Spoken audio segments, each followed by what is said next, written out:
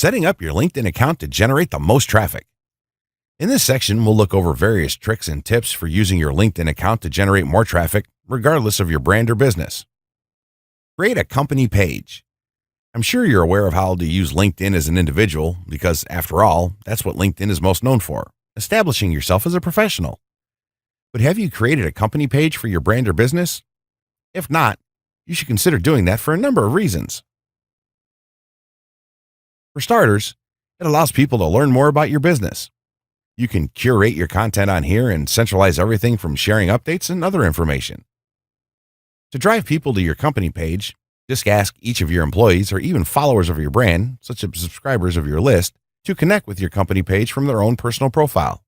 You'd be surprised how many people out there are actively using LinkedIn on a daily basis.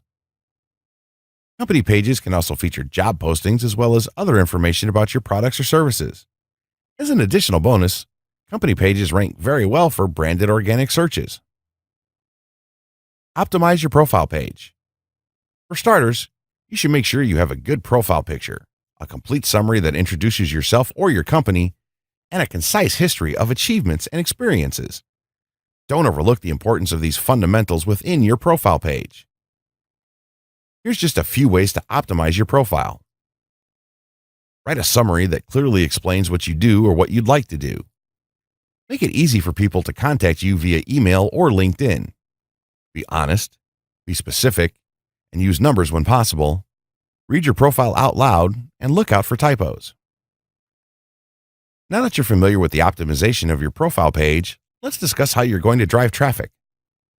With your LinkedIn page, you can link to blog posts, ebooks, and even other digital media within your profile. Once you get traffic to your page, this is exactly how they're going to click through to your site. Add a link to one of your best posts.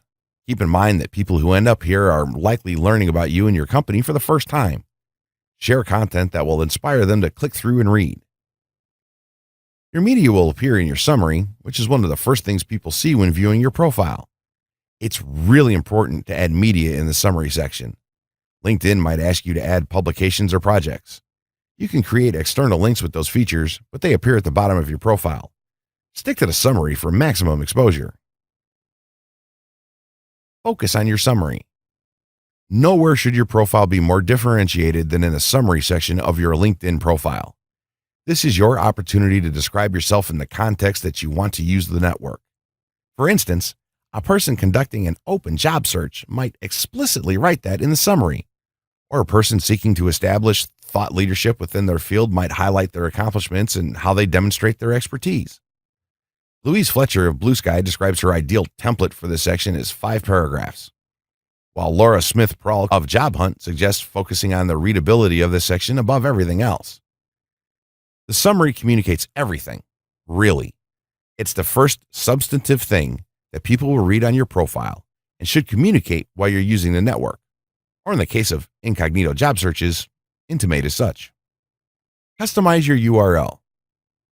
This may seem like a trite thing, but the impression that the link linkedin.com/Jim Doherty makes as opposed to linkedin.com/in/A5620E9 is both subtle and substantive. The former looks better and intimates familiarity within the network, while the latter makes it appear that you're not familiar enough with LinkedIn to make a very easy customization. A non-personalized URL communicates lack of familiarity within the LinkedIn network. A custom URL may make it easier to remember your profile and to navigate back. Also remember that when you create this type of business plan, you should use estimates and projections that aren't overly optimistic. Make sure that your plan will work in a worst-case scenario and don't put unnecessary stress upon yourself. This way, you will only be pleased by the results you end up achieving.